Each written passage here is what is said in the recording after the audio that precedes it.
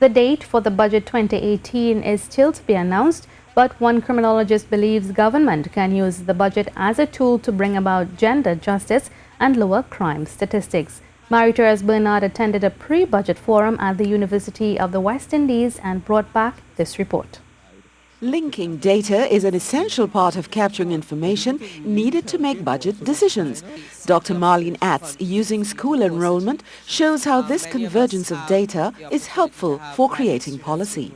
So you see that more males than females in the primary school enrollment, and then they seem to fall off. I think if we use the same years, the same sets of data series, and we followed it through, you realize that the male enrollment falls off and the females take over. And then at the same time, you see that you have a rise in youth unemployment and you have a rise in youth participation in criminal activity. I don't think those things are unrelated. She says if the data displayed the amount of girls compared to boys, policy could be created relevant to the country's plan for combating crime. Digging further into the matter, criminologist Dr. Karen King questions government spend on the national security sector. Because from 2000 to 2013, the domestic violence report basically hasn't changed. It hovers around the same area. And from 2000 to 2013, the top report has always been assault for beating, around 50%, and coming in second, threats, 28%. So I'm asking, how do we spend money and where do we spend money to have that switch, to significantly see some reduction in those areas? He says policing needs to change the spend of the precious dollars allocated to crime prevention in the budget.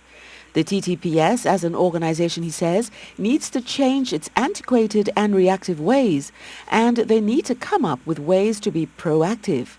This in order to fulfill the country's commitments to international agreements, but also for a safer Trinidad and Tobago. We have made a commitment in our Sustainable Development Goals to have strong institutions in the area of peace and justice. And I'm finding that in spite of the expenditure towards the law enforcement, we are not seeing any significant change in the area of domestic violence. And I am questioning, and I think the contribution and the narrative coming out of the Ministry of National Security for the budget is where we need to focus. Dr. King says a $90 million consultation to better policing in this country resulted in the recommendation of a caring police service. 4 years later, this all changed and policing by patrol took over. However, the outcomes of this latter course has not been as effective and domestic violence attacks have soared. He says the problem will require more than the assignment of money to the sector. It will need a new and redesigned police service as laid out in a budget which understands all the attendant ramifications. Marie-Therese Bernard, C News.